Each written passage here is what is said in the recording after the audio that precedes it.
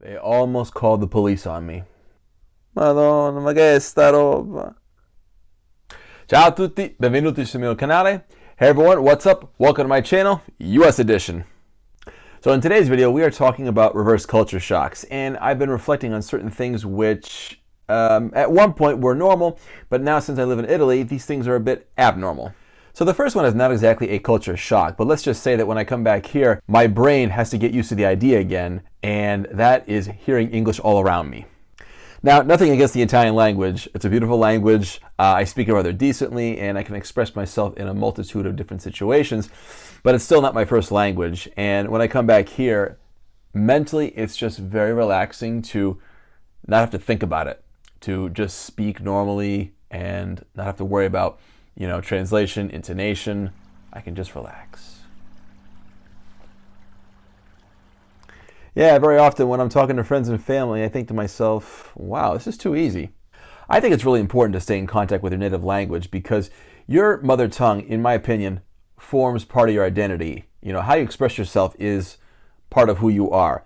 And when you lose that sometimes, I think you might feel a bit lost. Il freddo.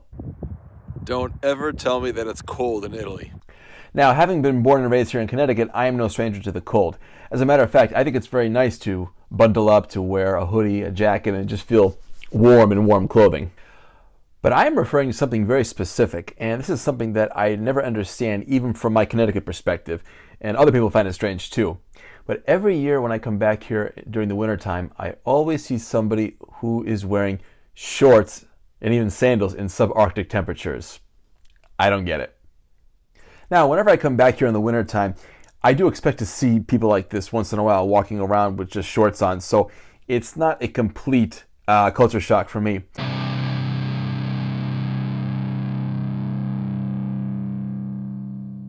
However, I try to put myself into the shoes of an Italian coming here for the first time. And given the fear that they have with the cold, 40 degrees for them is freezing. It's chilly, I know. I can only imagine their reaction if they were to see somebody walking around in shorts. For example, at the time of recording, it is 23 degrees Fahrenheit and minus 5 degrees Celsius. And I can guarantee you, if I were to go out now and, go to different places, walk around, I would probably see somebody wearing shorts. You might be wondering, David, if it's that cold, then why are you just wearing a t-shirt? Because these houses are built for cold, that's why. I have three examples. This is just one guy's opinion, and I just think that the United States, in a general sense, is a more informal country compared to Italy. But anyway, here are my examples. So soon after I got here, I went to Dunkin' Donuts, and behind the counter there was a girl who was, a 20-something, young. And I don't think she wanted to be there. Or maybe she did, I don't know. But the way she greeted me was something like this. How you doing? I had no problem with it. That's a little bit strange for me, living in Italy now. But at that moment, it just reminded me of the American habit of being friends instantly and just immediately breaking down those walls of formality. Doing that or saying, hey, how you doing? Or how are you today? I gotta admit, this is something that used to really irritate me before I moved to Italy. I just thought it was so superficial and false, but I'm older now and I got no problem with it. There are more important things to worry about in life. So the next example of informality occurred at the Big Y. I went to the deli, I took my number, and I waited.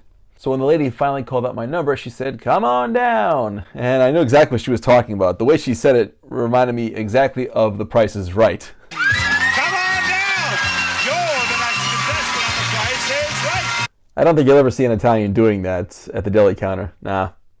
My final example of informality was something that happened to me a couple of days ago, and I thought it was rather strange, to be honest. So unfortunately, on January 8th, I tested positive for COVID, and the next day, we got a very strange call from the Connecticut Department of Health, something like that.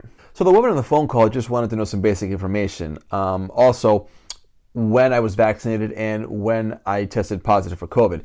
Then she said that she wanted to do a 20-minute interview with me. I said, okay. Actually, I'm going to eat lunch. Can you call back later? And then she said, okay, bye. Now, if she says who she said she was, I just thought that was a very unprofessional way to end the phone call. Informally, if you will. It's like she was talking to a friend. Whatever. Big parking lot with lots of spaces. Rural America versus rural Italy. More specifically, going out for a walk and meeting people.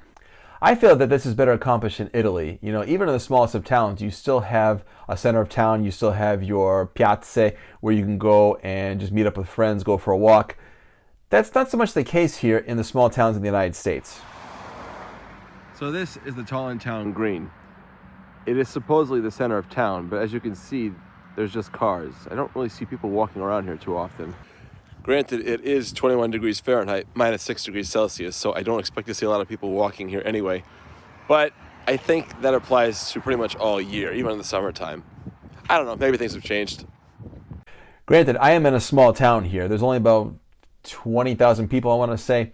So I can't speak for the rest of America.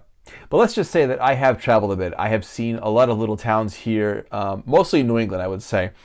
And honestly, I really can't find an Italian equivalency in the United States, you know, where you can just go for a walk and just meet up with people in the center of town. So this is also the center of Tallinn, and I can guarantee you that this road is driving only. I really have never seen anybody come out here and go for a walk. The first time my wife came here, we were passing by the center of my town, Tallinn, and I says, okay, this is the center of town. She said, this is the center? Where are the people? At home watching TV, I don't know. I do realize that this is potentially a very overgeneralized view of this concept, so just take it with a grain of salt. Hat hair. At 6 p.m., everything shuts down. That was always my impression, even when I was living here. I just got the idea that at 6 p.m., everything shuts down. You know, this is when families tend to have dinner. This is when people come home from work, children are home from school, and you just really don't see much life after 6 p.m. This is especially true in the winter time. I could be wrong on this one, so if you're from the United States or if you live here, leave me a comment below. Do you experience this concept as well? 6 p.m., everything done.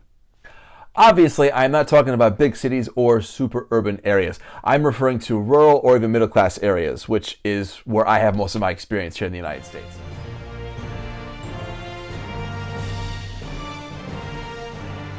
The American flag is everywhere. Do the Americans exaggerate with their use of the American flag? Possibly. That just depends on personal opinion, really. When I first get here to the United States, it is a little bit surprising to see the American flag everywhere, and that's because in Italy you simply don't see the Italian flag that much, unless we're talking about soccer. Let's not kid ourselves.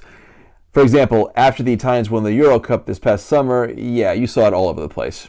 One thing I've never quite understood is why some Americans tend to put the American flag in Christmas trees. Christmas, patriotism, I don't get it. I always dread eating Italian food here in the United States. Madonna, ma che è sta roba? I don't know what it is, but the ingredients here are just not as fresh, or they're just not as tasty. Is it because they don't survive transport from Italy? Or maybe are we just dealing with people that don't know how to correctly make Italian ingredients? I don't know. Twice during this visit, I bought Rana ravioli. Rana is actually a very popular brand in Italy, and it tastes good in Italy. But I don't know what it is. I hate it here, and no, the taste was just off. It just wasn't there. Now, it's not just me that thinks this. My friend Rosanna from Italy, who lives in Virginia, told me the same thing the other day. She has tried to recreate Italian dishes here in the United States, and it's just not the same. Next, let's talk about liquor stores. These things simply don't exist in Italy, or at least I haven't seen them. If you want to buy beer or spirits or hard alcohol, you can simply get them at the grocery store. Next on our list we have, what is next? Oh yeah, the big classic yellow American school bus. I took this from age 5 to age 18. Now I was going to just make a simple comparison. Yeah, in Italy they have yellow school buses, but they don't use them as much as the United States. But it actually turned into something a bit deeper than that as I was making this video. So I needed some pictures of American school buses, and lots of them. So the most logical place to go was my old high school. And I parked my car next to the buses. So I got out, and I was getting ready to take a picture when I see this guy come out of this little house. And he was wearing like a neon vest. I'm not sure what his job was, but he was very suspicious. And he says, "What are you doing over there?" And I explained, "I just want to get a few pictures, and that's it." But he wasn't convinced. He kept looking at me. And I walked towards the guy, And I said, I just want to get a few pictures. And he says, well, you're not supposed to be here. This is private property. And I was in no position. I really didn't want to make a scene. I didn't want any confrontation. So I says, listen, if you're uncomfortable, I'll just leave now. Yes, that'll be nice. Thank you. And that's what I did. I just left. In all honesty, the guy was probably right. I think that was private property, and I just didn't think about it. I was just going to get a few pictures, leave, and that's it. Simple. But in hindsight, yeah, that probably wasn't the best idea. But it got me thinking about something else. As I was driving away, I realized that the guy probably had some very good reasons for being suspicious. And what I'm referring to is what's been happening in the United States too much since 1999. As a matter of fact, it happened in Connecticut in Sandy Hook about 12 years ago. So he was probably wondering what my intentions were, and now I kind of regret having, put that doubt in his mind. As I was saying at the beginning of the video, I almost got reported, and this is what I was referring to. However, my unease didn't end there. After I'd finished at my old high school, I went to the center of town, the Tallinn Green, and here's what happened. Nothing happened, fortunately. But here's the point. I went there and I wanted to take a few pictures, I wanted to shoot a few movies, and I was pretty much by myself. Now granted, it was subarctic temperatures, and so I wasn't expecting to see a lot of people out there. But as I was walking around, as I was taking pictures and taking a few movies, I felt kind of strange. I almost had the impression that, people were watching, they were wondering what I was doing, and maybe I'm just being paranoid really, but I almost got the impression that I was making people uneasy, I don't know. Yeah, I just don't get this impression in Italy. I'm not saying that the Italians don't watch people who are walking around, especially their grandmothers, But I just think that the Americans are more suspicious and they're more apt to call the police when they see somebody who they think just looks out of place. The bottom line is this. I just felt like a real stranger at my own town, and it was kind of uncomfortable. Next are post office boxes. We always had one. I've never seen them in Italy. Do they even exist? I don't know. Need gas? It's actually easier in Italy. Suppose you're coming home late at night and you look at your gas tank and you say, ugh, I need gas.